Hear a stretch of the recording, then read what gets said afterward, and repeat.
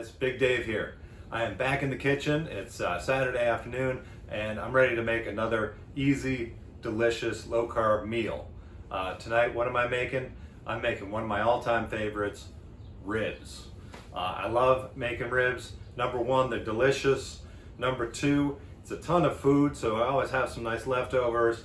And number three, super, super easy. So actually, when I make ribs, I only use two ingredients. I use ribs and I use rub, okay? These ribs are from Trader Joe's. These are the pork baby back. I actually prefer the St. Louis style ribs because it's just big, beautiful slab and you get a lot out of it. But the baby back are some people's preference, you know, go with what you like. The rub, I'm going to use this one from Pork Barrel Barbecue. That is actually a barbecue restaurant right here in the neighborhood. Love those guys over there. And they've commercialized the rub, and you can find it at Costco. So it's a nice, clean rub, meaning the ingredients are all things that I can pronounce. Things like cilantro, chili pepper, mustard flour, dehydrated garlic and onion, you know, spices, and no sugar, okay? No fructose, no sucralose, none of that garbage, which makes it really good for a low carb recipe. Let me show you how I do it.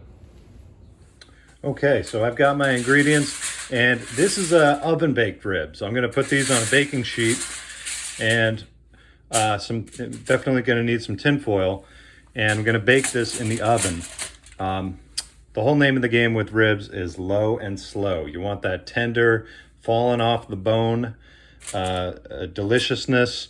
You gotta cook it low and you gotta cook it for a long time. So this is gonna go in at 275 for at least 2 hours, maybe a little bit longer. You really can't mess them up. That's the nice thing about the low heat is, you know, it's pretty easy to mess up. So I got my ribs, I got my rub here, and I'm gonna get funky with all this good stuff. Okay, now I got my ribs and I got them all rubbed up with the rub. I'm going to package these up inside some aluminum foil. The whole key with the aluminum foil is to make something of an envelope for the rib because it's all about the moisture. You want to keep the moisture in as it cooks, otherwise it gets dried out and it won't have that nice, juicy, succulent flavor or texture. And if you can see what I'm doing, I'm just kind of crimping this foil in the corners around the sides here, making it kind of as airtight as I possibly can, so that all that good steam doesn't escape. Now, I messed this up a bit because my tin foil is not long enough. So I'm gonna actually use some more and make a little end cap along the side. But ideally you would actually make it long enough and you can crimp it on all four sides. So, might need some more on that side too.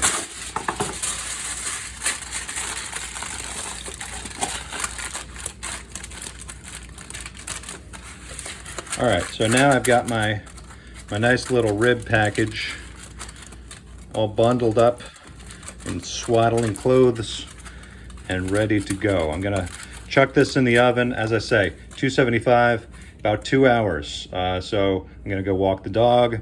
I'm gonna work out, and by the time I'm done, it'll be almost dinner time, and the house is gonna smell wonderful.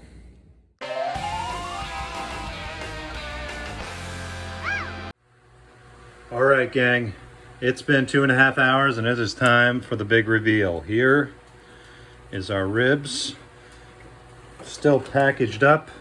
You can see some of those juices have escaped, but I think we'll be okay here. I think we'll be okay. Now, I'm just gonna use a butter knife to peel back this foil which is somewhat hot. And I'm going to use the same butter knife. Look at that tender deliciousness. Now you have a choice here. If you like a nice glaze on top, you could take this off, flip the ribs over, throw some barbecue sauce on there. The barbecue sauce will have to have some sugar so that the glaze hardens. And then you throw it back in and broil it for 10, 15 minutes maybe.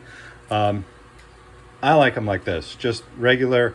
I like them easy, and I like them just with my rub. But look at that beautiful tender meat. Oh yeah. Oh yeah. It's dinner time, baby. All right, guys. I'm hungry. This smells delicious, and it's going to taste delicious in just a minute. I got a big old plate of ribs. I got some cucumber salad over there. Give you that recipe next time. Until then, this is Big Dave saying, always live large.